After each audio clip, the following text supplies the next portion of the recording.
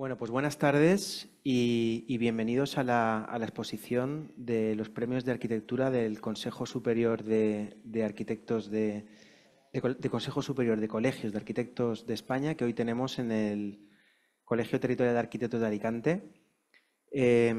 Gracias al COAC, gracias a Isaac, vocal de Cultura del Colegio Oficial de Arquitectos de la Comunidad Valenciana, por ofrecernos la posibilidad de itinerar esta fantástica exposición que yo he disfrutado muchísimo montándola porque, bueno, porque se ven proyectos yo creo que de muchísima calidad y que, bueno, se distribuye tanto en el hall como en la biblioteca. Y, bueno, la exposición constituye un reflejo del talento y la innovación que caracteriza a la arquitectura española. Hablar de los premios, bueno, puedo hablar un poco del jurado, ¿no? Que ante la complejidad de seleccionar entre tantísimas propuestas de altísimo nivel, hizo un esfuerzo notable en lo que es la evaluación, ¿no? Y tengo constancia, de hecho se ve en la página web del Consejo Superior cómo se va haciendo como por fases, ¿no? Tenemos ya 180 seleccionadas, tenemos veintitantas finalistas, es como, ¿no? Como que lo bueno al final se hace verdaderamente esperar. Las categorías de los proyectos seleccionados es muy curiosa, abarcan las categorías de urbanismo. Tenemos la suerte de contar con Luis de Terrario Arquitectura, que nos viene a contar el premio de la categoría de urbanismo, un proyecto fantástico que ahora conoceremos mejor, que además es de nuestras latitudes de Oliva, els Rajolars de Oliva. Y bueno, las categorías premiadas son urbanismo, edificación, rehabilitación, permanencia, sostenibilidad y salud, nueva Bauhaus, compromiso y hábitat. Veréis que en cada una de las categorías recoge 3 proyectos y uno de esos 3 proyectos es el ganador de esa categoría y le acompañan 2 proyectos finalistas. Dentro de toda esta exposición también es importante resaltar además el homenaje a 2 grandes figuras de la arquitectura española. Una es una gran pérdida, la pérdida de Luis Comerón, reconocida, cuya trayectoria es reconocida por una labor en defensa de la arquitectura siempre con un bien social y, bueno, con un trabajo fundamental, y es un privilegio rendirle homenaje en esta exposición. Y por otra parte también la figura de Josep Llinàs, arquitecto de Castellón, medalla de oro de la arquitectura en 2024, cuya obra es una referencia en la sensibilidad y en la calidad del diseño. Y os adelanto que si todo va bien, en enero del 2025 tendremos la suerte de contar con una conferencia suya en este espacio. Por mi parte, poco más. Agradecer de nuevo al COAC y a Isaac su entusiasmo por promover esta itinerancia, y estoy seguro de que todos los visitantes pues, encontraremos una fuente de inspiración de hacia dónde se mueve la arquitectura contemporánea en España. Muchas gracias. Cuando quieras, Isaac. Gracias, Quique, por contar también la exposición. No lo habría hecho yo mejor. Os aconsejo que veáis también los vídeos, que están muy bien. Y bueno, como ya ha adelantado Quique, está aquí Luis de Terrario Arquitectura, que obtuvo el premio nacional del CESCAE de urbanismo. Y bueno, por introducir un poco lo que nos vas a contar, que es un proyecto muy interesante, muy bien dibujado. Vais a ver unos dibujos muy bonitos, sencillos pero muy expresivos. Yo, de hecho, los utilizo, ya se lo dije, se los pedí en Valencia y me dio permiso y los estoy utilizando para los alumnos de la Escuela de Valencia y te lo agradezco aquí públicamente. Y bueno, a mí lo que me interesaba mucho del proyecto, yo creo que es algo que se ha comentado muchas veces aquí en las conferencias, por ejemplo, algunas que he oído de las que estáis celebrando aquí en el colegio, ¿no? El tema un poco de los proyectos con identidad. Son esos proyectos que a mí personalmente me gustan porque recogen el carácter, la identidad del lugar, ¿no? El contexto, ¿no? No otros proyectos que, por desgracia, también están construyéndose hoy en día, que son como, parecen de Shanghái o de otro sitio, ¿no? No quiero decir ejemplos, pero descontextualizados, ¿no? Entonces es un proyecto que un poco impulsa la contextualización, recoge un poco la identidad del lugar, ¿no? Aquí en Alicante se construye con piedra, pero seguramente lo sabréis todos, en Valencia se ha construido siempre con ladrillo, ¿no? Porque es una zona muy sedimentaria, de arcillas, ¿no? Ya hemos visto con lo de Dana, por desgracia, ¿no? Entonces, una de estas canteras que abundan en toda la provincia de Valencia, con la que se ha construido toda la ciudad de Valencia, a base de ladrillo, es una la de Oliva, ¿no? En los años 40 surgió el Rayolars, que es una zona industrial cerca de la cantera de, bueno, tú ahora lo explicarás mucho mejor, de Oliva, aprovechando la cercanía de estas minas, ¿no? Y bueno, Luis es del estudio, de un jovencísimo estudio de terror y arquitectura, pero no por eso poco laureado, sino ya tienen bastantes menciones y premios.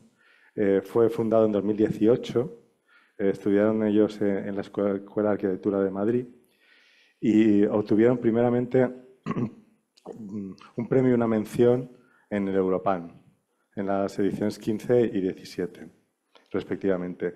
Luego, en el EVA, también para la construcción de 70 viviendas de protección pública de alquiler asequible, donde tuvieron el segundo premio.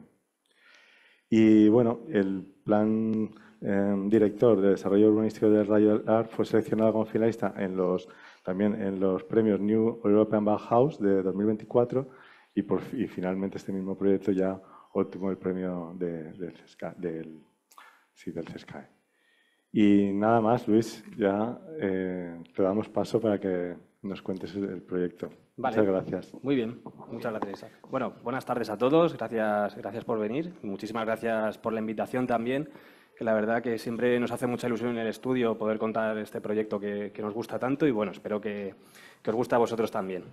Bien, el proyecto que voy a contaros es el Plan Director de Desarrollo Urbanístico del Rayolars de Oliva, que, como comentaba Isaac, pues surge a raíz del Concurso Internacional de Arquitectura y Urbanismo Europan, en la edición de 2019, en el cual obtenemos el primer premio en el estudio y a raíz de ese primer premio pues el Ayuntamiento de Oliva nos encarga este plan director. Por ubicarnos un poco, estamos en el municipio de Oliva, que es un municipio del sur de la provincia de Valencia, un municipio costero que alberga alrededor de unos 25.000 habitantes.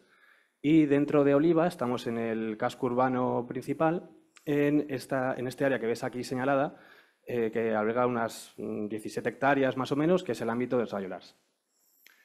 Bien, este ámbito se trata de un antiguo polígono industrial de fábricas ladrilleras que durante los años 50 y 70 pues, llegó a ser uno de los principales núcleos industriales de toda la región, llegando a atraer a una gran cantidad de población de distintas partes de España que llegó a Oliva buscando trabajo y que hizo aumentar considerablemente la población del municipio y que actualmente pues, se encuentra en este estado, ¿no? La actividad ladrillera ya ha desaparecido prácticamente por completo.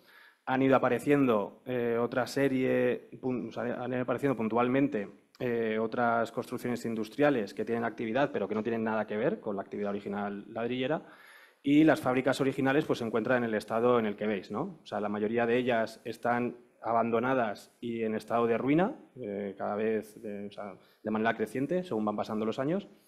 Hay otras que mantienen su estructura original, pero ya con una actividad totalmente distinta, no se dedican ya a la producción cerámica, y solamente hay una que sí que aguanta, que es Active Fan, que sigue produciendo cerámica de manera artesanal, prácticamente de la misma manera en la que se hacía en su fundación, pero es la única, como decía.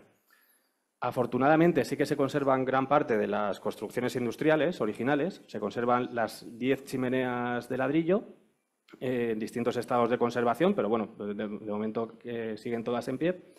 Se conservan también algunos de los hornos de cocción de tecnología Hoffman que son estos espacios abovedados que veis aquí, en los cuales se cocía la cerámica. Y se conserva también pues, buena parte de las naves originales, entre las que destacan pues, sobre todo las naves destinadas a los secaderos de las piezas cerámicas, ¿no? Que como veis están fabricadas con esas fachadas en celosía que se componían de las mismas piezas que se producían en las propias naves. Bien, pues todo esto hace que pese a que la actividad industrial pues, haya desaparecido prácticamente, pues todavía el ámbito siga teniendo como una fuerte presencia dentro del paisaje urbano de todo el municipio, ¿no? Sobre todo por la presencia de las chimeneas. Y también sigue funcionando como pieza de transición entre todo el entorno rural de las huertas del término municipal y el casco urbano, tanto de pieza de transición urbana como de pieza de acceso, digamos, ¿no? Bien, aquí vemos una axonométrica general de todo el conjunto del estado actual. Vemos el área de actuación señalada en rojo y aquí pues, podemos ver un poco cuáles son los condicionantes principales que afectan al ámbito. Por un lado tenemos la presencia de las formaciones montañosas del Monte Santa Ana y de la colina del Monte Algar, que delimita el ámbito por el norte y por el sur. Tenemos la presencia también del barranco del Rivet dels Frares, que es un cauce estacional, es un cauce seco, pero conlleva un cierto riesgo de inundabilidad de tipo geomorfológico, que es un riesgo leve, pero que hay que tener en cuenta también. Y por último, pues están las propias edificaciones históricas, que vemos en naranja las construcciones industriales que todavía se mantienen. No son todas las que hubo en su momento, ya hay algunas que prácticamente han desaparecido por completo, pero bueno, sí que se conservan buena parte de ellas. Y algunas edificaciones históricas que hay señaladas en gris, que si bien no están relacionadas directamente con la actividad industrial, sí que tienen cierta relevancia, ¿no? Pues, por ejemplo, esta pequeña colonia de viviendas al pie del Monte Santa Ana, que fue construida por los propios obreros que migraban a Oliva en busca de trabajo y no tenían dónde residir, pues es uno de los asentamientos, ¿no? en el que se ubicaron. Bien, por otro lado, también como condicionante muy importante, evidentemente, está el planeamiento urbanístico vigente, que es este que veis aquí. Actualmente, el plan general es del año 82 y ya en el año 82 ya estaba categorizada la zona de Rayolars como zona de sustitución de edificaciones y usos. Es decir, que ya en el 82 ya se veía que la actividad industrial estaba en declive y que había que abordar una tarea de regeneración urbana para pasar a un uso residencial. Esta zona de sustitución de edificaciones y usos está compuesta de 8 unidades de actuación a desarrollar mediante estudios de detalle. Sí que están protegidas las 10 chimeneas, que son estos puntitos naranjas que vais viendo por aquí.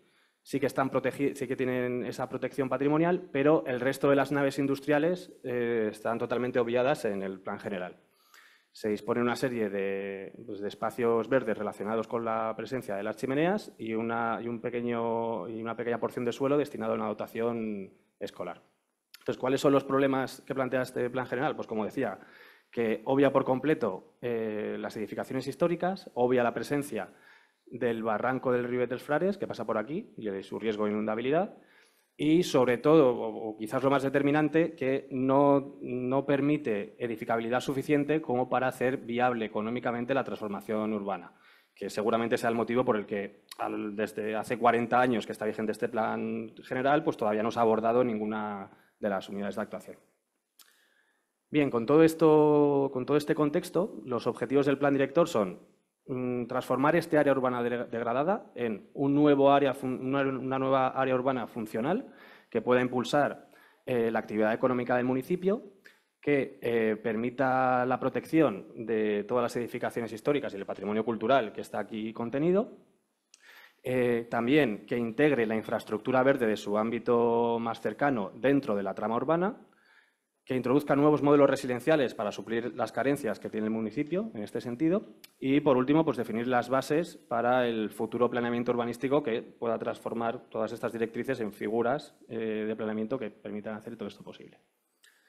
Bien, con estos objetivos, pues todo el contenido del plan director se organiza en tres grandes bloques de contenido. Por un lado, el bloque 1, el medio funcional, donde trataremos todo lo relativo al programa de usos. Por otro lado, el medio construido, donde se tratará todo lo que tenga que ver con arquitectura y espacio urbano. Y, por último, el bloque 3, de medio físico y natural, donde trataremos pues, todo lo relativo a redes medioambientales. Con estos 3 bloques temáticos definidos, pues el plan director plantea 3 fases de desarrollo. En un primer lugar, una fase de análisis técnico, donde se plantean diversos estudios relacionados con cada uno de los temas para intentar comprender de manera global pues, todo lo que afecta al ámbito. Y bueno, os voy a contar un poco por encima, tampoco sin entretenerme mucho. En el primero de los bloques, el del programa de usos, pues empezamos analizando la actividad económica, en el que vemos la fuerte, tanto del municipio pero contextualizada con el resto de la Comunidad Valenciana, donde vemos la fuerte preeminencia del sector servicios respecto a agricultura e industria, y también vemos un fuerte potencial de desarrollo de turismo de naturaleza y cultura, que sí que está planteado en otros documentos, pero que todavía no ha llegado a materializarse. Por otro lado, analizamos también el estado de las dotaciones públicas del casco urbano, donde tomamos los criterios, los valores mínimos que prescribe la LOTUB, la ley del suelo de la Comunidad Valenciana, y los comparemos con la situación real, del casco urbano, donde vemos que existe una fuerte carencia dotacional en los barrios que están del sur del casco urbano, que están más en contacto con el área de actuación. Por otro lado, analizamos también el estado de la vivienda, donde detectamos que está proyectado un crecimiento demográfico muy débil para a 20 años vista y que, por lo tanto, la necesidad de vivienda, pues también la demanda de vivienda previsiblemente también será débil. Y por ese lado, pues nos damos cuenta que cualquier oferta residencial que se plantee debe plantearse desde una cualificación muy específica y apuntando a sectores de población o a necesidades muy concretas. No puede ser vivienda genérica como se ha venido construyendo hasta ahora porque no va a tener demanda. Y ya por último en este bloque pues analiza el estado de la movilidad urbana desde el ámbito hacia fuera del municipio y también pues, desde dentro del casco urbano, ¿no? Pues donde se detecta que hay una fuerte dependencia del vehículo privado y hay una gran carencia en transporte público o sea, tanto para conectarse con los municipios del entorno como dentro del propio casco urbano. Bien, pasando al bloque 2 de medio construido.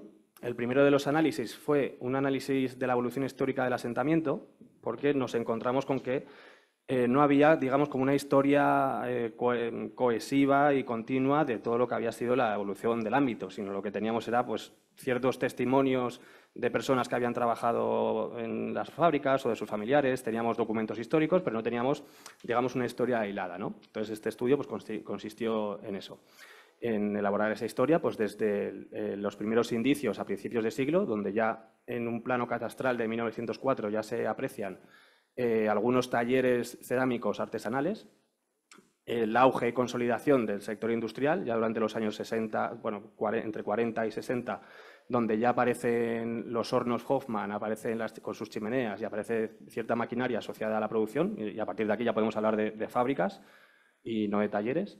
Y finalmente, pues ya el estado actual, en el que, pues como comentaba al principio, pues ya ha ido desapareciendo toda la actividad industrial y han quedado pues, los restos materiales, ¿no? de esa actividad. Con elaborado esta historia, esto nos permite como discriminar de manera muy precisa qué edificaciones tienen valor histórico y cuáles no.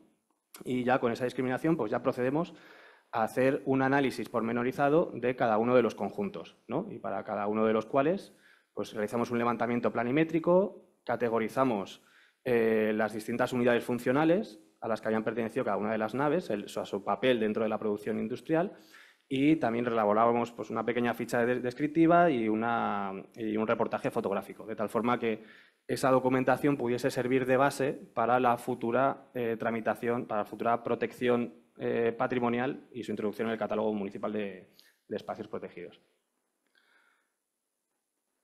Vale, y ya el último de los análisis pues ya consistía en analizar el paisaje urbano desde el punto de vista de su globalidad, es decir, no tanto de edificio a edificio, sino intentando clasificar o detectar cuáles eran los elementos que componían ese paisaje, tanto pues, desde el punto de vista tipológico de las cubiertas a dos aguas, la materialidad de las fachadas, o el entorno o los elementos del entorno natural también, y por supuesto la presencia de las chimeneas como hitos urbanos, de tal forma que esos elementos luego nos sirviesen para sintetizar una propuesta de ordenación urbanística. Y pasando ya al bloque 3, el de medio físico y natural, pues analizamos por un lado la infraestructura verde municipal, que tampoco es una cartografía que no existía, que la fuimos extrayendo de las cartografías de los planes territoriales y de otro tipo de documentos, para poder determinar pues, cuáles eran los elementos que nos iban a afectar al ámbito de actuación. También analizamos las redes hidrológicas, tanto desde el punto de vista de la red de abastecimiento y del estado de los acuíferos, que son los recursos hídricos principales del municipio, y también desde el punto de vista de los riesgos de inundabilidad, que como veis, prácticamente una buena parte del término municipal se encuentra, o sea, es suelo inundable, y dentro del ámbito pues tenemos la afección que os comentaba al principio, que es este riesgo de inundación geomorfológica asociada al barranco del Rubier, que comentaba antes. Bien, elaborado todo este análisis, con las conclusiones que se extrajeron de aquí, pues eso nos sirvió como punto de partida para la siguiente fase, que fue una fase de puesta en común, una fase en la que este análisis, digamos, se ponía en comparación con un proceso de participación ciudadana en el que se planteaban un poco como los mismos temas y las mismas preguntas, pero, digamos, con el objetivo de poder comparar resultados, ¿no? Esa participación ciudadana consistió en un taller participativo en el que pudieron asistir pues, un gran número de vecinos y de asociaciones vecinales y culturales que estaban más o menos implicadas en el ámbito. También organizamos una encuesta online pública que estuvo abierta durante 2 meses para que todo el que quisiese participar pues, pudiese contestar como a unas 40 o 50 preguntas, que eran más o menos los mismos temas que se habían analizado desde el análisis técnico.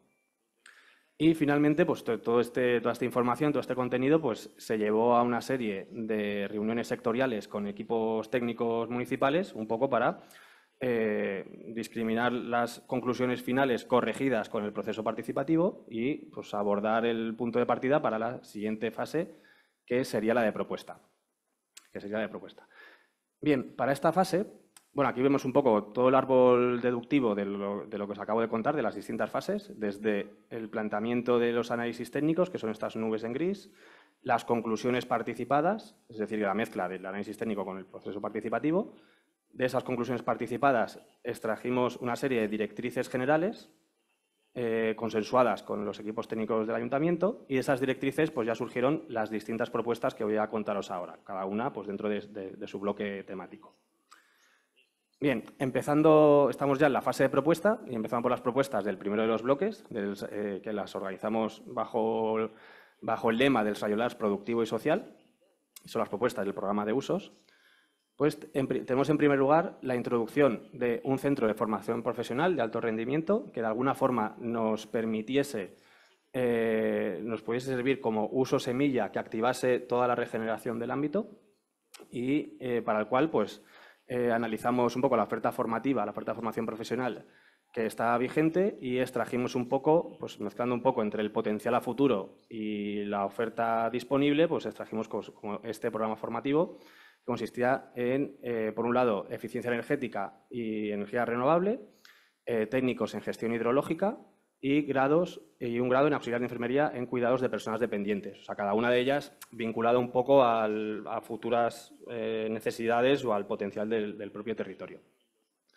La segunda de las propuestas fue la oferta residencial que íbamos a proponer, que como decía en el análisis, no podían ser viviendas genéricas, como se habían construido, sino que tenían que estar muy, muy enfocadas.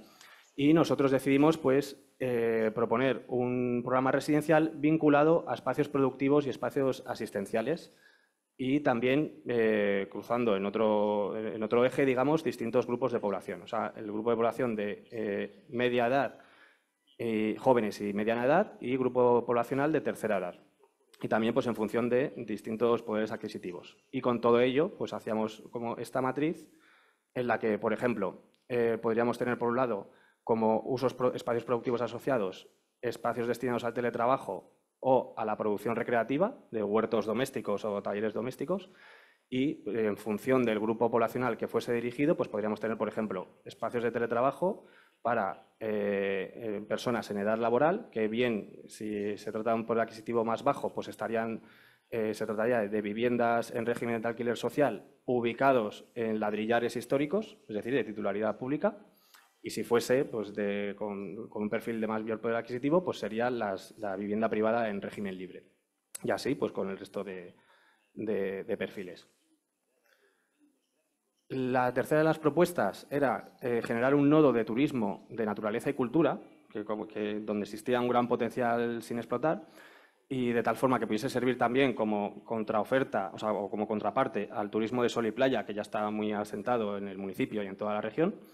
Entonces, lo que queríamos era aprovechar la situación estratégica de Rayolars como puerta de salida, digamos, de un gran número de rutas rurales hacia distintos hitos de interés cultural y natural y potenciar esa posible actividad, ¿no? Entonces, detectábamos cuáles eran esos hitos, detectábamos más o menos las rutas y la distancia a pie o en bicicleta. Y, por último, proponíamos también, para poder generar que realmente funcionase como un nodo de este tipo de turismo, una serie de servicios asociados a esta actividad dentro de Rayolars. De tal forma que pudiese tener todo el sentido del mundo alojarte aquí, o sea, venir desde cualquier lado, alojarte en Rayolars y desde ahí pues, ir a las distintas actividades. Bien, la siguiente propuesta de programa de usos era los equipamientos de proximidad, que esto surgía de la necesidad, la carencia dotacional que comentaba al principio, de los barrios situados al sur del casco urbano, y a través del proceso participativo pues detectamos cuáles eran programas dotacionales que pudiesen tener sentido para las necesidades del municipio y las ubicábamos pues, en distintos ladrillares que luego veremos más contextualizados en la imagen general. Bien, y por último para este bloque pues teníamos la propuesta de movilidad que consistía en la reubicación del tráfico motorizado.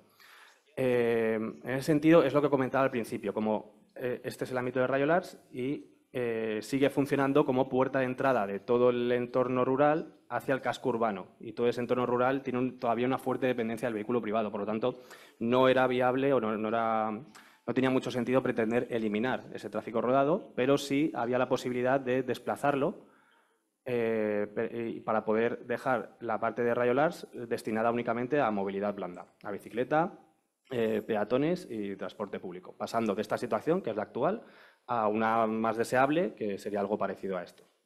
Y aquí veríamos un poco como las distintas actuaciones puntuales, digamos, para que eso pudiese llevarse a cabo, que por un lado tenemos la ampliación de esta vía rural que puede funcionar como circunvalación, en la que solamente había que ampliar en un tramo de unos 300 metros, había que ampliar creo que 2 metros el vial para que pudiese funcionar de doble sentido en toda su longitud, o sea que con muy poquito se podía conseguir bastante.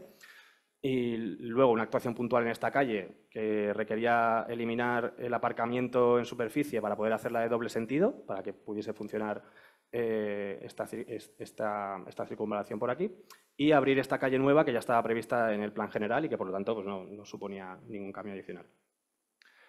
Bien, aquí vemos un poco todo el programa de usos un poco contextualizado en la nueva ordenación, que veremos ahora en el siguiente bloque, donde vemos un poco la relación entre espacios residenciales, ubicados principalmente en los edificios de nueva planta, que son estos de aquí, y su relación o su ponderación con los usos productivos y los usos asistenciales. O sea, sí que teníamos muy claro que no podía ser una nueva pieza, digamos, una pieza dormitorio, una pieza residencial principalmente, sino que tenía que funcionar tanto para impulsar la actividad, introducir nuevos espacios económicos y también nuevos espacios asistenciales que hacían falta. Bien, pasando al segundo de los bloques, es el Rayolars estructurado y reconocible, que es el bloque que trata pues, toda la propuesta de arquitectura y espacio urbano. Empezamos con la primera propuesta, que era la creación de un archivo divulgativo del Rayolars, de tal forma que toda la documentación que habíamos recopilado pudiese quedarse almacenada de manera ordenada dentro del ayuntamiento y utilizar ese archivo, digamos, para fomentar la divulgación y la puesta en valor de todas las edificaciones históricas. En la segunda de las propuestas era la catalogación de todas las construcciones históricas que no están protegidas todavía en el plan general y su vinculación a su chimenea correspondiente, es decir, ahora tenemos protegidas únicamente las chimeneas como objetos decorativos prácticamente y lo que se proponía era proteger lo que son los conjuntos industriales en los cuales las chimeneas son una de las partes de ese conjunto, como lo son pues, el horno, las naves secadero, etcétera. Entonces, hacíamos con el análisis que ya habíamos realizado de las edificaciones históricas, pues proponíamos unas fichas para su catalogación patrimonial. proponiendo como bienes de relevancia local cada uno de los conjuntos industriales y como bienes de interés local, que es como un rango más bajo, el resto de edificaciones históricas secundarias. Y luego también pues, proponíamos la protección paisajística tanto de la propia unidad de Rayolars, para poder tener una figura que agrupase todo el conjunto, como de otros elementos que también forman parte de la historia de este paisaje, ¿no? Pues como todas las formaciones montañosas que sirven de fondo escénico, por supuesto los antiguos yacimientos de minas de arcilla, que evidentemente están próximos al área de actuación y que todavía tienen no están en actividad, pero sí que tienen su huella en las formaciones montañosas, porque son minas a cielo abierto. Y las huertas periurbanas del borde, del entorno del suelo urbano, para que pudiesen ser pues, suelo no urbanizable protegido y que pudiesen mantenerse sin edificar en el futuro. Bien, la siguiente de las propuestas entra con los criterios de diseño arquitectónico, es decir, de alguna forma proponer cuáles debían ser las directrices que ordenasen la nueva edificación.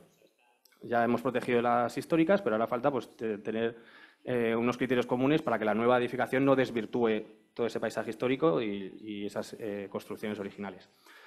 Esto lo abordamos con 3 criterios. El primero, el de contexto urbano, la integración con los edificios históricos, y en ese sentido pues, proponíamos una serie de directrices tipológicas, tanto de alineaciones y frentes de fachada, de alturas máximas y de tipología arquitectónica pura y dura, intentando mantener las cubiertas a 2 aguas hacia los viales principales. Y luego un criterio estético de materiales permitidos, intentando fomentar pues, ese uso de la cerámica o, en cualquier caso, un uso de materiales neutros, de grises, blancos, beiges, que no quitase protagonismo a la cerámica. El siguiente de los criterios era de funcionalidad, que proponíamos simplemente, esto ya no a nivel de normativa, sino simplemente como sugerencia, digamos, proponíamos una forma de habitar esas naves, o sea, una forma de meter usos de distintas escalas dentro de edificios que por su tipología tienen una escala mayor, y en ese sentido proponíamos pues, unas crujías más pequeñas para los usos de pequeña escala, acompañadas de espacios semiabiertos que pudiesen ubicar los usos de mayor escala o los espacios comunes de esas actividades asociadas que comentaba al principio, de los usos productivos o asistenciales. Y, por último, un criterio de adaptación al clima mediterráneo, en el que proponíamos esos espacios más abiertos como espacios permeables, lo más permeables posibles al aire, para fomentar la ventilación y mitigar un poco el efecto de la alta humedad de la zona, y también pues, una serie de protecciones solares con toldos practicables de cara a la protección frente al calor. Y aquí veis un poco el esquema un poco de todo ello, el funcionamiento de las naves en verano y en invierno, con esos espacios intermedios que albergan otro tipo de usos y que sirven también de colchón térmico, y los espacios más cerrados, de escala más contenida, donde estarían propiamente los usos residenciales o administrativos, etc. Bien, ya la última de las propuestas para este bloque sería los criterios de diseño urbano, es decir, ya sabiendo cuáles iban a ser los elementos a mantener, que serían estos de aquí, pues cuáles eran los criterios que iban a ordenar la nueva disposición de los nuevos edificios. Entonces, el primero de ellos era, evidentemente, pues, conservar las edificaciones históricas y conservar la estructura de viales original, que se había mantenido desde hace siglos. Por otro lado, el segundo de los criterios era la ocupación racional del suelo, es decir, concentrar toda la edificación a lo largo del paseo principal, en estas áreas que quedan en blanco en el dibujo, y reservar las áreas, digamos, de los bordes urbanos, las áreas en contacto ya con el terreno rural, por el norte y por el sur, como terreno urbano a renaturalizar, libre de edificación. Y luego, por otro lado, pues estas zonas también donde queríamos mantener, digamos, zonas urbanas de tratamiento rural, en el que pudiese existir vivienda, pero de muy escasa densidad, que es la que existe actualmente, y que pudiesen funcionar como ventanas al paisaje, desde aquí, desde el vial principal. El siguiente de los criterios es, establecido más o menos el área de ocupación por edificación, que es el área central, pues establecer, digamos, áreas de movimiento o criterios de ocupación dentro de las propias parcelas, que por un lado estaría pues, la alineación con los viales principales hacia el norte, para dar un poco de cohesión y de estructura a la trama urbana, y y, por otro lado, la apertura de espacios abiertos hacia el sur, ¿no? que fuesen los espacios libres privados de dentro de la parcela que tuviesen ese sentido, que tuviesen coherencia con la orientación. Y ya por último, ya una vez establecido el área de ocupación y un poco el criterio de posicionamiento de los edificios, pues simplemente establecer a lo largo de los viales principales pues una serie de espacios públicos pavimentados que pudiesen funcionar como plazas, que fuesen como concatenándose a lo largo de los edificios, de tal forma que el resto quedase como pavimento, o sea, como un terreno sin pavimentar. Y aquí vemos un poco el resultado final en su conjunto, que es la ordenación que ya habéis visto antes en la axonométrica, donde vemos los edificios históricos, los edificios nuevos y esa red de espacios públicos concentrada en el centro de todo el ámbito. Y bueno, este sería el resumen, donde podemos ver un poco como todas las actuaciones, los ladrillares históricos que albergarían los programas, en su mayor parte, los programas públicos, los programas dotacionales, y los edificios de nueva planta, más con programa privado. Bien, y ya llegando al último de los bloques de propuesta, sería el bloque extraviolars integrado y resiliente, que es pues, todas las propuestas que tienen que ver con las redes medioambientales. La primera de las propuestas era la red de espacios verdes, es decir, ya una vez que hemos decidido que va a haber una cantidad de suelo bastante considerable que no va a estar pavimentada y que no va a estar edificada, digamos que tenemos como mucho suelo que actualmente está ocupado por las losas de los patios de operaciones de las naves y que queremos de alguna forma renaturalizar. Entonces, el primero dentro de esta propuesta, lo primero que decidimos fue, pues lo primero que buscamos fue una forma de recuperar todo ese terreno que había sido pavimentado con el tiempo. Aquí vemos la evolución desde principios de siglo, cómo se va pavimentando a lo largo, según va creciendo la actividad industrial, hasta llegar a la situación actual. Y partiendo de la situación actual, pues a dónde queríamos llegar, ¿no? Que es una reducción drástica del suelo pavimentado. Entonces, para llevar todo eso a cabo, pues proponíamos proponíamos la recuperación orgánica de ese suelo a través de plantaciones provisionales de especies leguminosas que por su propia naturaleza tienen mucha capacidad para fijar nutrientes en la tierra, es decir, que cambiábamos dinero de sustituir terreno en malas condiciones por terreno fértil, lo cambiamos por tiempo a través de estas plantaciones que a lo largo de los años pues, podrían ir regenerándose el suelo de manera natural y preparándolo para su estado final. Una vez establecido este criterio, pues tocaba decidir cómo íbamos a distribuir las distintas especies arbóreas que queríamos implantar. Por un lado, detectamos una serie de especies autóctonas que pudiesen tener como un mínimo de mantenimiento y una buena integración en el ecosistema que ya existe, y las distribuíamos primero por un criterio de mantenimiento, como decía. Las que son de mantenimiento mínimo estarían en las áreas perimetrales de terreno a renaturalizar, y las que tienen un mantenimiento algo más mayor elevado, algo más moderado, pues estarían entre los edificios, que también serían las especies de mayor porte, las especies arbóreas, que también podrían funcionar para dar sombra a los edificios y a los espacios públicos en verano. Bien, la siguiente de las propuestas tiene que ver simplemente con un riesgo de incendio que detectamos por la masa forestal que está en la colina del Monte Algar. Y simplemente cuando haya ese riesgo, pues quisimos también dejarlo reflejado en el plan director y establecer pues, las distintas franjas de precaución antes de llegar a los espacios urbanizados, y dentro de esas franjas pues, se proponía una serie de tratamientos silvícola, que son los que están previstos ya en los planes de prevención, con el objetivo pues, de minimizar ese riesgo de incendio.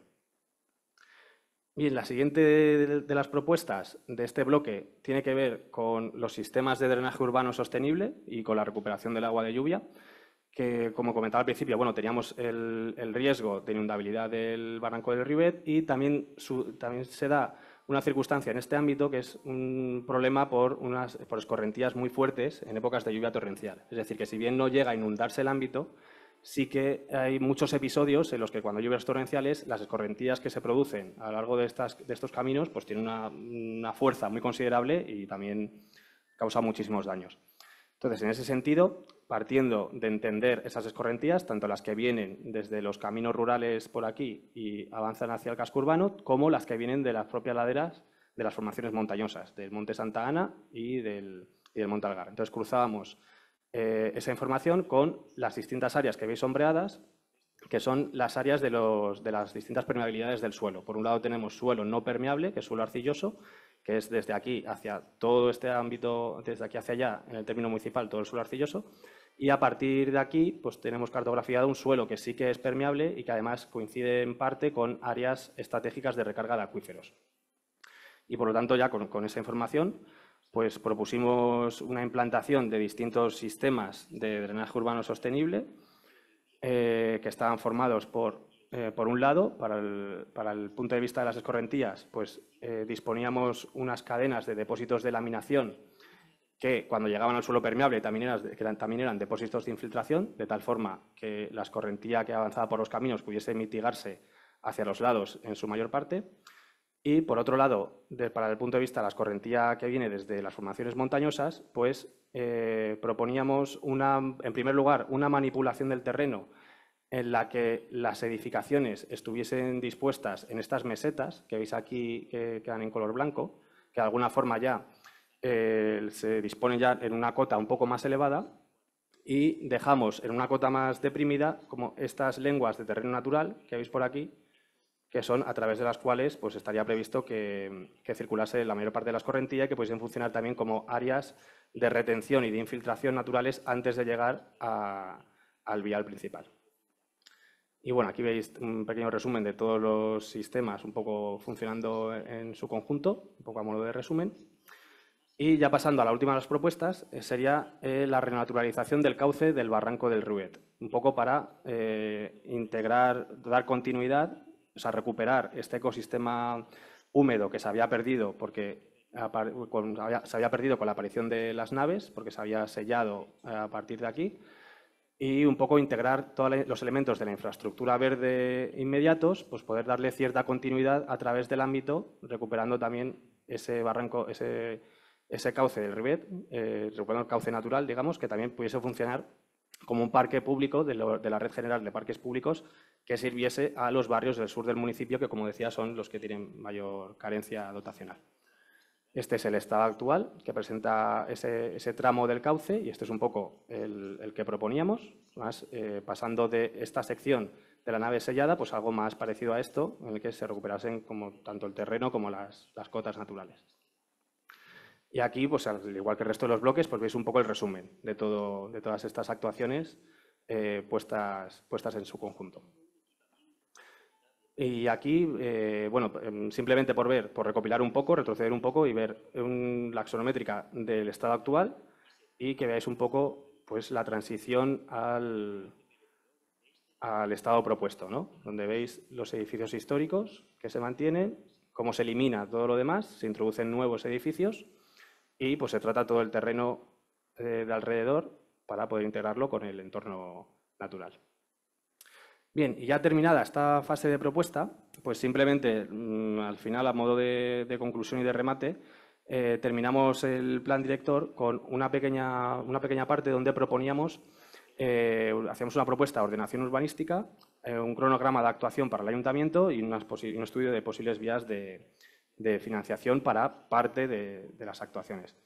Sobre todo entrando en la propuesta de ordenación urbanística, es decir, o sea, sí que teníamos la intención desde el principio de que no se quedase simplemente en una recopilación de intenciones, sino poder traducir esas intenciones a números concretos, a parámetros urbanísticos que permitiesen de alguna forma demostrar la viabilidad y, por otro lado, pues también servir de base para las futuras figuras que se tendrán que desarrollar.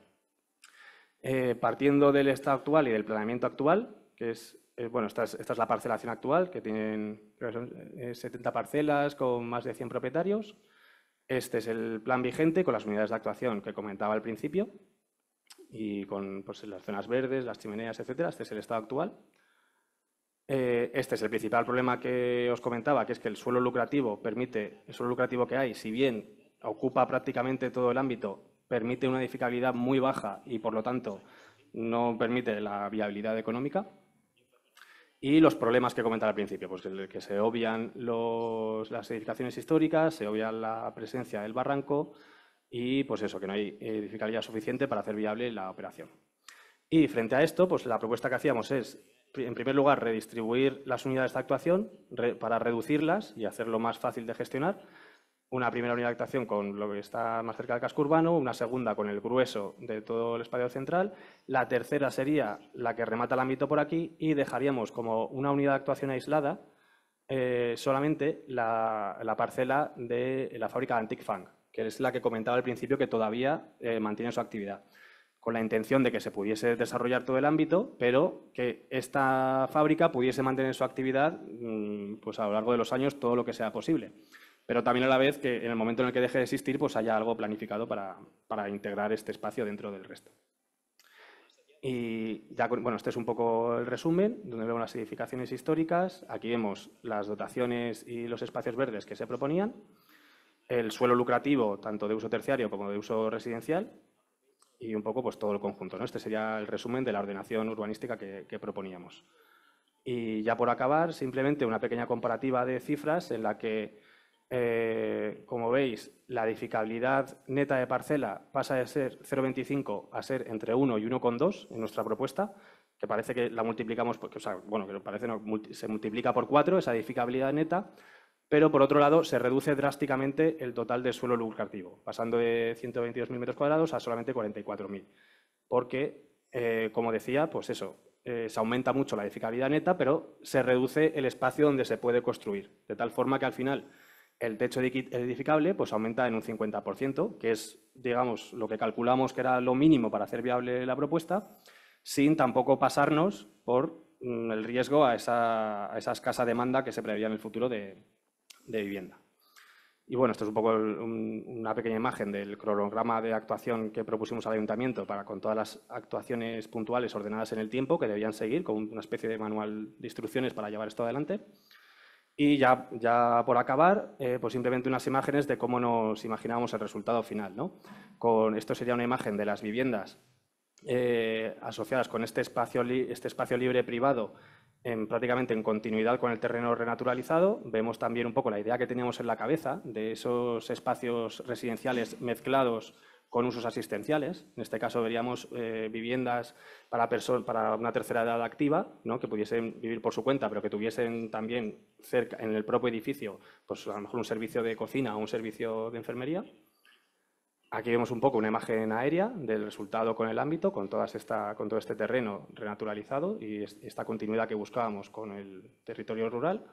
Y finalmente, pues una vista a pie de calle donde también se ve un poco el resumen de todo, ¿no? Se ven los edificios históricos restaurados, con la conservación de las chimeneas, por supuesto, los nuevos edificios de nueva planta, un poco buscando esa consonancia, ese eco con el paisaje actual y un poco la propuesta de urbanización pues con esas vías de movilidad blanda y con esa preeminencia de espacios vegetales. Y creo que esta es la última diapositiva. Y nada, muchísimas gracias por vuestra atención y espero que os haya resultado interesante. Muchas gracias.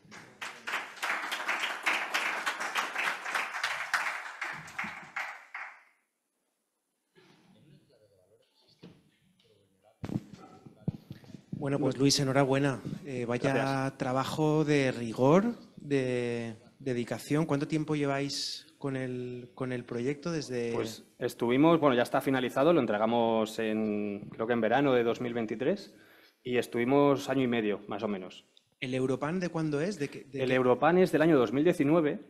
pero se falló en noviembre de 2019 más o menos. Lo que pasa es que nos pilló un poco, el ayuntamiento le pilló un poco con el pie cambiado por temas internos suyos de presupuestos y luego cayó también la pandemia.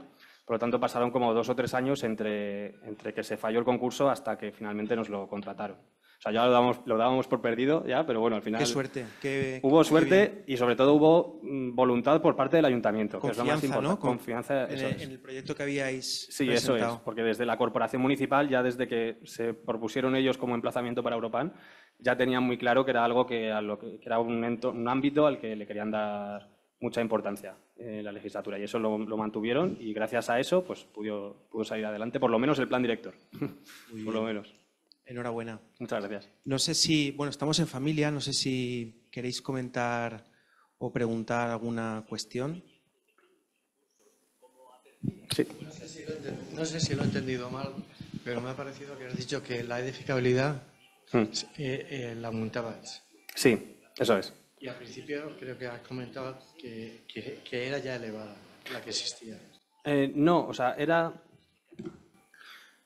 Al La- principio digo el planeamiento actual. puede ser que me haya confundido Me las llama la palabras. atención, digo, has dicho Sí. que aumenta casi un 50%. Sí, eso es. Mira, recapitulo un poco para que quede claro.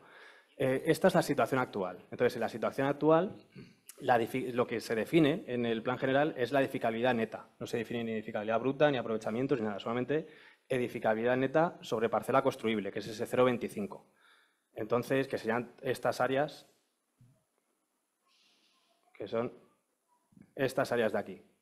El tipo edificatorio es de edificación aislada, de vivienda unifamiliar, por lo tanto, en las áreas que están aquí sombreadas ya serían directamente parcelas edificables, porque no haría falta introducir más viales y los espacios dotacionales también estaban previstos.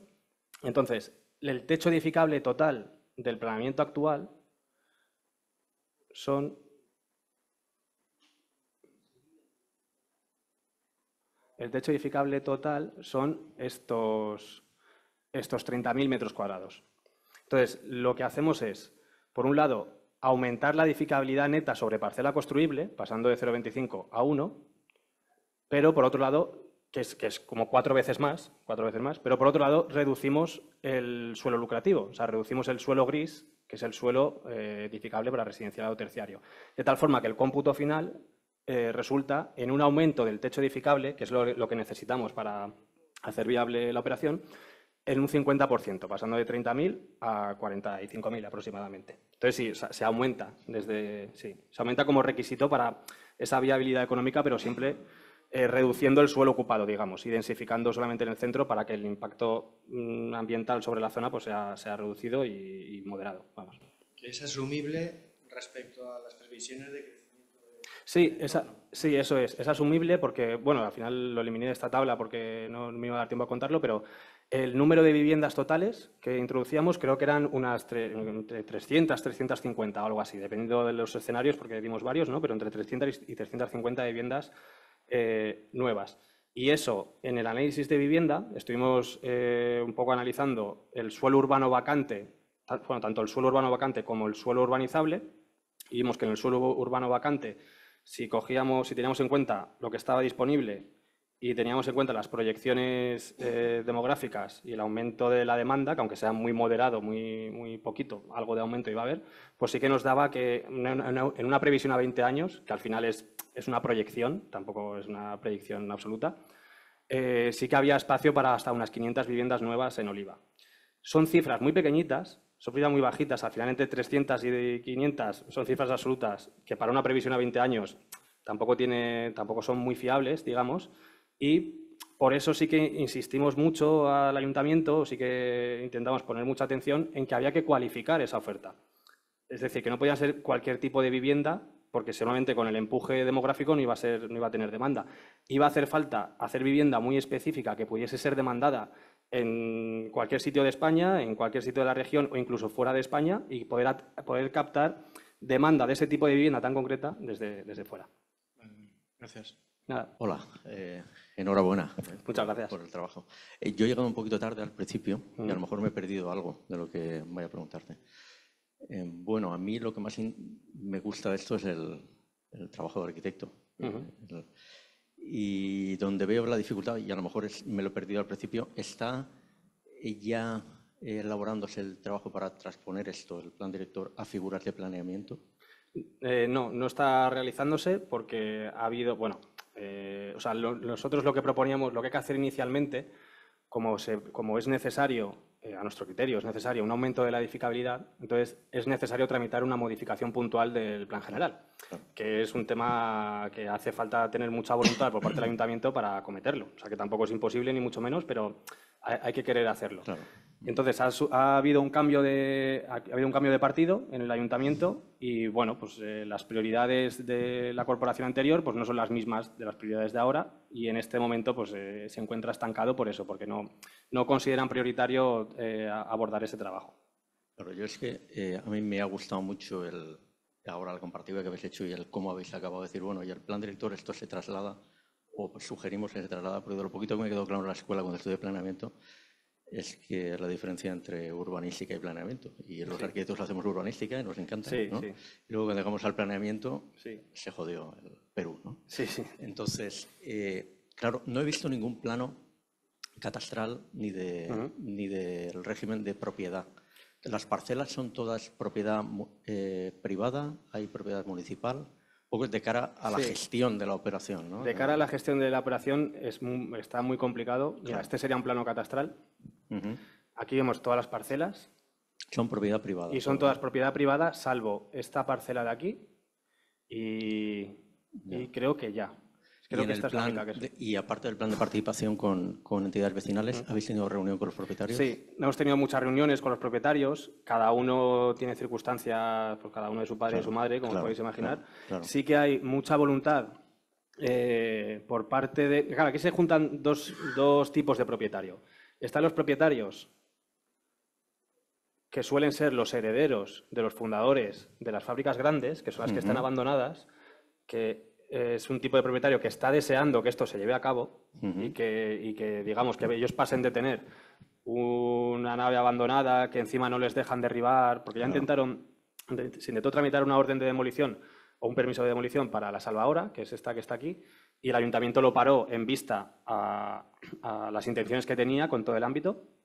Entonces están en una situación en la que no pueden derribar sus naves porque el ayuntamiento dice que les quiere dar protección patrimonial, pero todavía no se le ha dado. Y tampoco pueden promover nada, porque el planeamiento que tienen actualmente no les salen las cuentas para poder desarrollar ninguna unidad de actuación, y por otro lado, aunque les saliesen, pues no les iban a dejar tirar sus naves. Entonces, ese es un tipo de propietario que está como muy a favor de que esto salga adelante para desatascar la situación, pero luego está el propietario que del resto de parcelas que no tienen construcciones históricas, ¿no? Y que a lo mejor, igual tengo aquí una imagen aérea. Es que, por ejemplo, pues estas naves de aquí pequeñitas, esta de aquí más grande o estas de aquí, ¿no? Que son negocios que tienen otro tipo de actividad, que están funcionando. Sí es verdad que tiene una actividad muy pequeñita, pero al final es el negocio del dueño de esa nave. Que sí que es verdad que tienen licencias concedidas a precario, porque se han implantado hace poco, pero como esto ya está como zona de sustitución, de edificación y uso, son licencias a precario. Pero aún así, pues muestran otro tipo de tanto de interés como de voluntad. A la gente que le toca protección patrimonial, ¿cómo se transfiere el aprovechamiento? O bueno, ¿de qué manera ganan aprovechamiento? ¿En parcelas de otros? ¿O cómo? Eso es, en parcelas de otros, y es uno de los motivos, o sea, es como digamos, es como si lo más importante es aumentar la edificabilidad, lo siguiente más importante es reordenar las unidades de actuación. Precisamente para eso tienes que poner de acuerdo al que tiene una nave con transferencia patrimonial. Eso es. Patrimonial con el que quiere desarrollar el suelo. Eso es. Y no son ni primos. No. Exacto, eso es. Conclusión. Entonces, pasaríamos... Se jodió el Perú. Mira, aquí. O sea, por eso, un poco en el sentido de aumentar la superficie de las unidades de actuación y dividirlas más o menos estratégicamente para que aquellas que tuviesen, mira, aquí se ve bien, aquellas que tengan, donde haya mucha presencia de naves históricas, pues puedan tener también, digamos, más suelo lucrativo y un poco buscar como esa proporción, ¿no? Entonces, y ese es un punto complicado también, porque una de las, por ejemplo, para esta unidad, para esta área de aquí, que actualmente es una unidad de actuación en sí misma, como el 60% de todo el suelo ya lo tiene esta nave de aquí, que es la nave de Arlandis, estos propietarios son los únicos que han llegado al ayuntamiento con propuestas de quiero hacer esto, quiero hacer lo otro, tal. Sí que es verdad que son propuestas que no son viables porque piden edificar en el cauce del barranco y, por supuesto, piden cargarse la nave y la chimenea y los hornos por completo, pero sí, o sea, desde luego es otra de los hándicaps que tiene esto, desde luego. Porque actualmente el sector, quiero decir, está el plan general, pero no hay, si yo que mañana voy y pido una licencia, ¿me la pueden dar cumpliendo los parámetros del plan general? Aunque no se piden porque no es rentable. Si tú llegas al ayuntamiento... Es urbano y es perfecto. Eso es. El procedimiento establecido es que se desarrollan las unidades de actuación con estudios de detalle, que es una cosa sencilla, y si tú vas al ayuntamiento y dices quiero desarrollar esta unidad de actuación y no me voy a y en principio eso debería valer, pero el ayuntamiento tiene esos dos recursos. Uno, no dejarte edificar en el área del barranco, y dos, no dejarte tirar una construcción que ellos manifiestan que en algún momento la querrán catalogar. Pero sí que es verdad que si te vas a otras unidades de actuación, estás, por ejemplo, a la 4, por ejemplo, que solamente tiene la mitad de una de las naves históricas y todo lo demás es suelo donde no hay ninguna construcción histórica, esta la puedes desarrollar perfectamente. Y nadie mientras que tú mantengas este edificio, que es algo más o menos verosímil, podrías hacerlo mañana mismo. La cuestión es que si no se ha hecho en 40 años, es porque, como decía al principio, nosotros echamos un número rápido y es que estaba muy lejos la edificabilidad que hay, con los costes actuales encima, que los costes de construcción pues, han subido mucho más en proporción al coste de la vivienda en Oliva, ¿no? Entonces, pues bueno, no creo que suceda.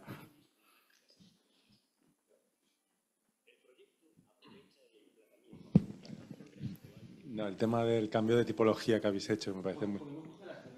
Sí, es la última ya. No, el cambio de tipología que me parece muy acertado, que es de unifamiliar, que es una tipología muy extensiva, bueno, como todo, poco sostenible. Esas viviendas como cotuteladas, bueno, esas son tipologías un poco híbridas. ¿Eso está contemplado en el plan general? ¿Habéis tenido alguna dificultad o cómo lo habéis hecho? No, en el plan general no está ordenado ese uso, digamos... Sí, pero están contemplados que puedas mezclar esos usos. Sí que está contemplado como usos compatibles junto con el residencial. Entonces, es uso principal residencial, pero usos compatibles prácticamente todos, menos el industrial y el artesanal, que son los que quieren sustituir. O sea, en ese sentido no habría problema. Nada más. Vale, pues bueno, pues nada, muchísimas gracias por vuestra atención. Gracias.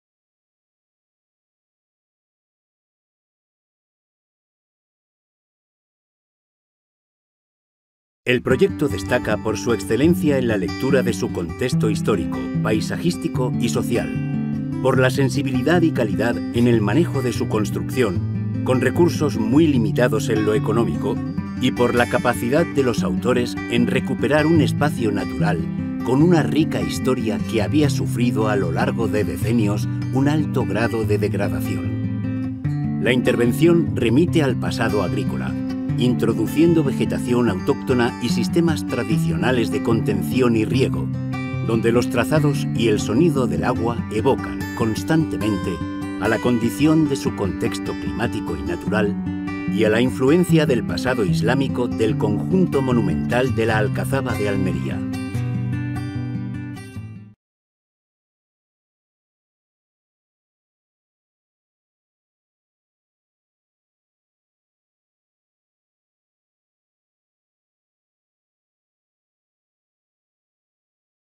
El conjunto de 42 viviendas propone una solución integradora con su entorno a partir de una fragmentación de la manzana que permite una percepción de escala más adecuada, así como de la utilización de materiales locales. Un gran logro del proyecto consiste en la riqueza de la transición entre la vía pública y la casa, con itinerarios muy ricos a través de espacios que generan posibilidades de relación e interacción entre el vecindario. Una vez en la vivienda, cobra interés la versatilidad y la permeabilidad entre los habitáculos más íntimos y los compartidos, y también entre el interior y el exterior. Esta circunstancia, junto con el sensible tratamiento de los materiales, ayuda a conformar espacios enormemente acogedores que redundan en los valores que se reconocen con este premio. De hecho, destaca la alta calidad arquitectónica conseguida en una promoción de viviendas protegidas en una pequeña localidad.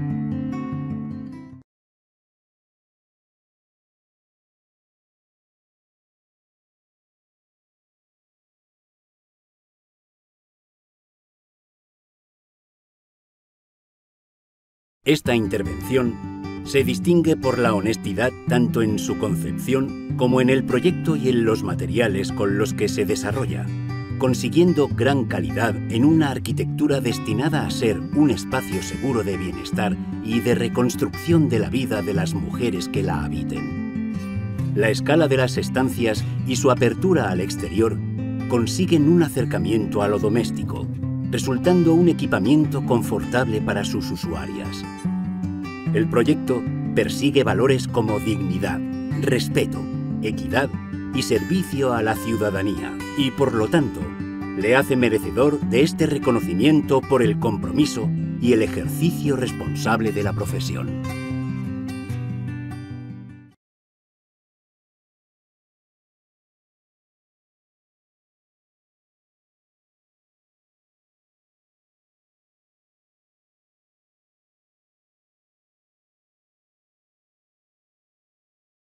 La propuesta premiada refleja la relevancia de acercar a la sociedad el valor de la recuperación sensible del patrimonio arquitectónico a través de un libro de proyecto con entidad propia que identifica los elementos de memoria que hay que preservar, apoyándose en el legado de las teorías del restauro como herramientas de reflexión en el proceso arquitectónico. Acompaña al relato una selección cuidada de elementos gráficos que reconocen la arquitectura existente en diálogo con estrategias de intervención contemporáneas en las que la pátina del tiempo convive con la nueva materialidad y el potencial de la naturaleza.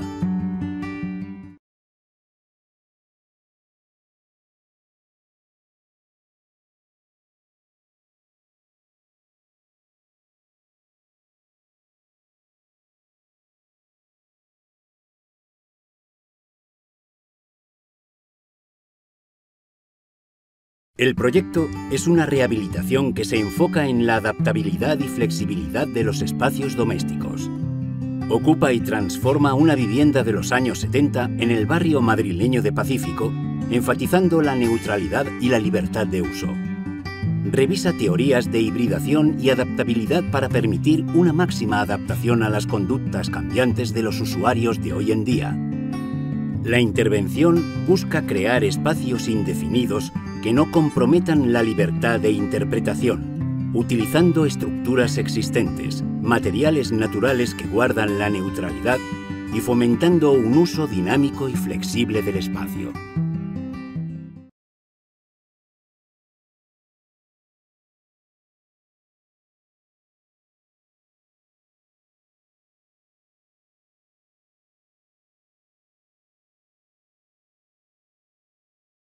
El proyecto ganador propone la creación de una obra de arquitectura temporal que tiene la voluntad de convertirse en un espacio de referencia futuro para el barrio. Más allá de su actual uso como mercado, se genera una infraestructura capaz de articular el espacio público, a la vez que mitiga posibles condiciones climáticas extremas. El proyecto aprovecha el emplazamiento, espacio residual de una infraestructura, proponiendo una arquitectura singular basada en materiales y técnicas prefabricadas, con voluntad de permanencia en el tiempo.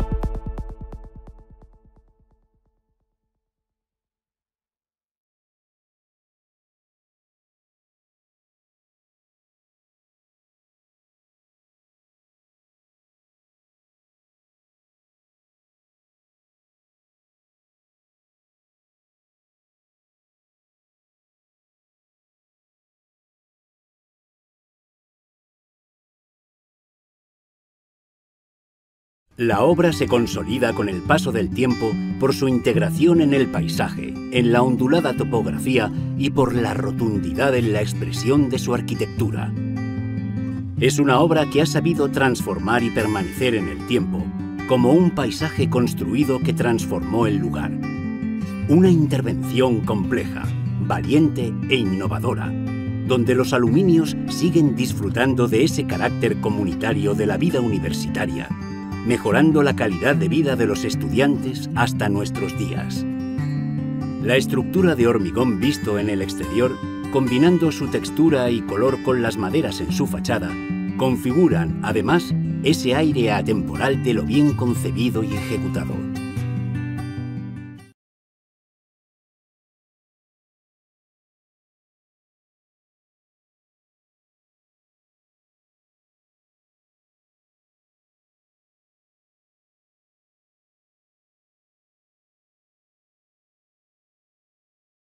En un enclave de valor ecosistémico, pero vulnerable ante riesgos naturales, con una incipiente fragilidad social y un alto componente identitario con las preexistencias industriales del barrio, la propuesta, en línea con un planeamiento urbanístico adecuado a su tiempo, participativo, flexible, innovador y transparente, aporta una muy necesaria frescura al panorama actual del urbanismo español.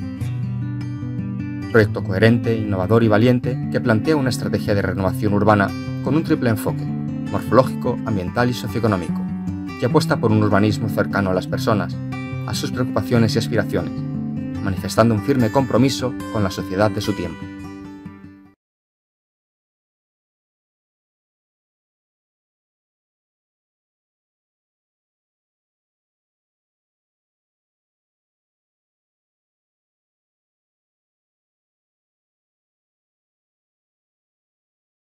Se otorga el Premio de Arquitectura Española al proyecto 40 viviendas de alquiler en Sant Feliu de Llobregat, por las aportaciones que la obra añade al programa de vivienda pública de alquiler y por mantener el carácter investigador de la arquitectura dentro del ámbito de la vivienda colectiva.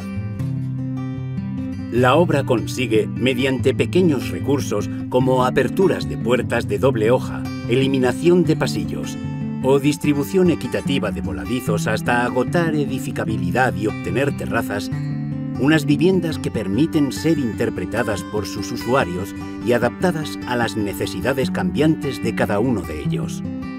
La resolución de la fachada mediante decisiones materiales sencillas se sofistica con la adición de la última capa textil que, además de volver a incidir en la interacción con el habitante o ejercer de protección térmica para las viviendas, establece conexiones culturales con genealogías que reivindican el valor de lo blando para arquitectura.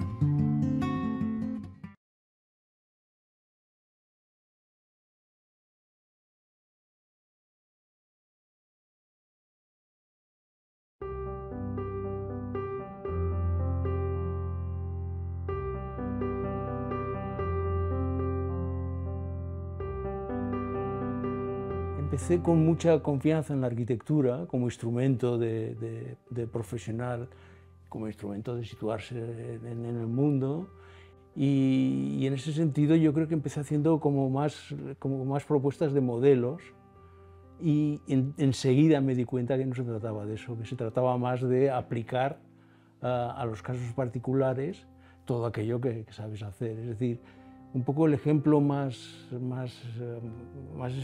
claro sería hablar de, por ejemplo, de una biblioteca en un parque como modelo extraordinario de arquitectura y luego en la práctica se convierte en una parcela pequeñísima con problemas de todo tipo donde hay que meter la biblioteca y que además ya no es tanto un templo de la cultura sino que es más un instrumento de utilidad social. Godard lo conocí yo de estudiante trabajando en su despacho. Y la verdad es que me quedé absolutamente deslumbrado por la personalidad del señor Godard, que era... Y yo creo que luego, cuando acabé la carrera, sin darme cuenta, estaba haciendo lo que él hacía como arquitecto, ¿no? En cambio, ya con Alejandro de la Sota lo conocí en un momento, cuando yo ya llevaba unos años trabajando, que tenía, y fue muy bonito en mi opinión, el a priori que yo tenía de esta figura de la arquitectura española, como persona exigente y puritana y y austera, y la sorpresa que me llevé al conocerlo, porque tenía otras características, era muchísimo más humor, flexibilidad, dar entrada a todo el mundo, etc., ¿no? Y el Jujol ya estaría más ligado, casi diría, a preferencias mías o a carencias que tenía antes de empezar arquitectura, ¿no? Antes de empezar a estudiar, por las razones que sea, a mí me ha gustado siempre un tipo de obra, o de mueble, o de cosa física, y Jujol para mí fue una sorpresa descubrirlo porque encarnaba esa manera de formar el mundo. Mi trayectoria ha sido ir hacia la aplicación mucho más que hacia los modelos, ¿no? Y esta aplicación quiere decir reconocer las culturas y las tradiciones próximas. La relación con Barcelona pues es muy fuerte, porque es el sitio en el que trabajo, en el que yo aplico lo que sé como arquitecto y porque es mi ciudad. Yo destacaría las dos reformas importantes que he hecho, que son las del Gobierno Civil de Tarragona y las del Teatro Metropol. Y una tercera obra, que es el IMO, que es un edificio dedicado al cuidado de los ojos, una institución. En los dos casos, en los tres casos, porque la relación con el trabajo fue muy fluida. En el caso del IMO, porque yo creo que es la gente con la que me he entendido mejor como propiedad y con las que me sigo entendiendo muy bien. En el caso del Gobierno Civil, la figura, hacerlo junto con Alejandro de la Sota, para mí fue una experiencia importantísima, Y en el caso del Metropol, pues porque el cariño y la afición por la obra de Jujol la tenía ya antes, y yo creo que es de las obras que mejor he estado haciéndola, que menos he sentido que estaba haciendo un trabajo, y cuando la vuelvo a ver, la vuelvo a ver con alegría. Normalmente cuando vuelves a ver una obra que has hecho, si es reciente, siempre ves los defectos, ¿no? Y en el caso de Metropol no me ha pasado nunca. Es algo que yo creo que se está volviendo cada día más extenso, ¿no? O sea, cada vez uno está más lejos de la obra de nueva planta y más cerca de entender incluso la obra de nueva planta como la continuación de algo, ¿no? Y a mí me gusta mucho de sentirte instrumento de una línea que empieza antes y sigue después, que sería un poco la que estaría detrás de una restauración. Eso es una cosa que yo creo que es el futuro de la arquitectura, y yo creo que los arquitectos tenemos que encontrarnos muy a gusto en esta situación de ser una parte de una continuidad. Yo voy cambiando de opinión, o sea, a lo mejor 10 años antes decía otras cosas, pero ahora mismo tengo en la cabeza una cosa que está relacionada con Jujol, que me gusta mucho, que es que el arquitecto da la palabra a la construcción, ¿no? La obra de Jujol, en mi modesta opinión, es dar la palabra a la construcción, ¿no? Y dar la palabra, eso es arquitectura. Alejandro de la Sota lo decía muy claramente, que el arquitecto está obligado a hacer sitios en los que la gente se sienta a gusto, esté gratamente situado en el espacio, ¿no? Y eso vuelve a ser una cosa que es difícil de definir cómo lo haces, pero yo creo que todos los arquitectos prestamos mucha atención a este tema, y en las bibliotecas ese tema es fundamental, porque en la biblioteca conseguir lo ideal es que la gente se encuentre como en su casa, pero todos a la vez haciendo lo mismo. Francamente, ya llevaba unos años con el ejercicio profesional más reducido, no porque yo lo quiera, sino porque las cosas han sido así, y precisamente renovar la presencia en el mundo de la arquitectura desde esta distinción ha sido extraordinario, me gusta mucho.